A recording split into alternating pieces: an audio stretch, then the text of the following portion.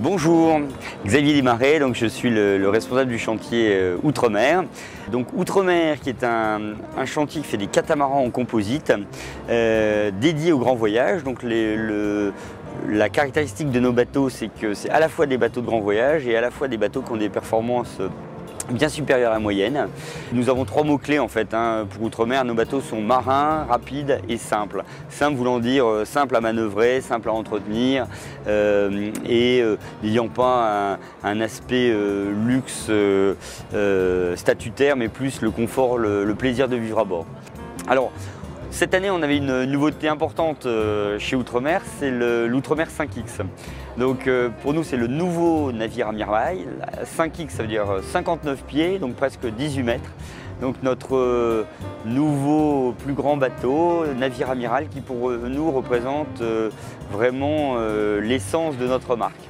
Donc pour faire ce bateau, on a été chercher une équipe de conception dont on est très fiers.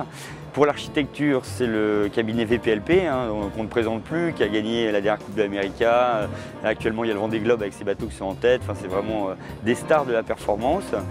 On a associé ce cabinet d'architectes à Franck Darnay, avec qui on a travaillé tous les intérieurs de bateaux Outre-mer depuis le 49.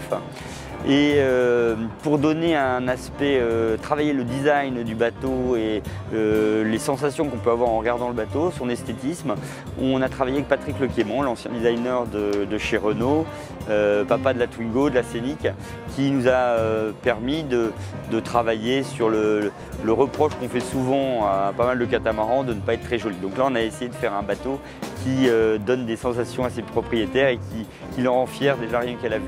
Au-delà de ça, dans l'équipe, on a inclus Michel Desjoyaux qui nous a aidés pour le plan de pont parce qu'un des défis principaux de l'Outre-mer 5X, c'est d'avoir un grand bateau sur lequel on peut vivre à plein temps, qui offre des performances tout à fait hors normes, mais qui en plus peut être manœuvré en équipage réduit. Ce bateau est un bateau tour du monde, mais aussi performance. Donc on a deux jeux de voilure particuliers. Un qu'on appellera grand voyage, voile facile avec un Solent autovireur et Généqueur. Et on a une version performance avec 4 voiles d'avant qui sont Généqueur, Génois sur enrouleur, Trinquette et ERC.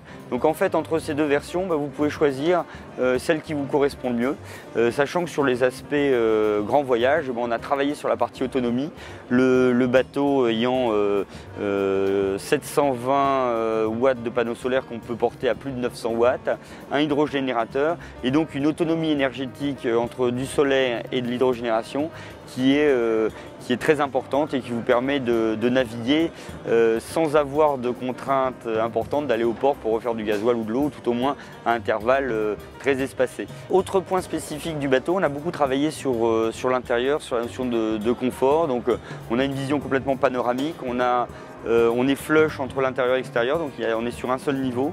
Et l'idée, c'est d'avoir un design, Franck Darnay et Patrick Lequaimont, qui vous donne un confort dans la continuité de ce que vous avez à la maison. L'idée, c'est de ne pas de faire quelque chose d'ostentatoire, mais c'est vraiment de passer de manière très fluide entre chez soi, son appartement ou sa maison et la vie en mer. VPLP, qui a été très impliqué sur la Coupe d'Amérique, a développé et mis au point des logiciels de prévision de vitesse, de polaire des vitesses, tout à fait spécifiques. Et pour nous, il était déterminant pour un bateau qui est à la fois un bateau performant, mais aussi un bateau de voyage, de pouvoir faire un lien entre la charge utile du bateau et ses performances. Voilà, donc ce bateau pour nous c'est un bateau très important, c'est le navire amiral, donc c'est vrai qu'il est symbolique. Il y a beaucoup de choses d'innovations qui ont été faites sur ce bateau qu'on va pouvoir intégrer maintenant dans les autres modèles de la gamme.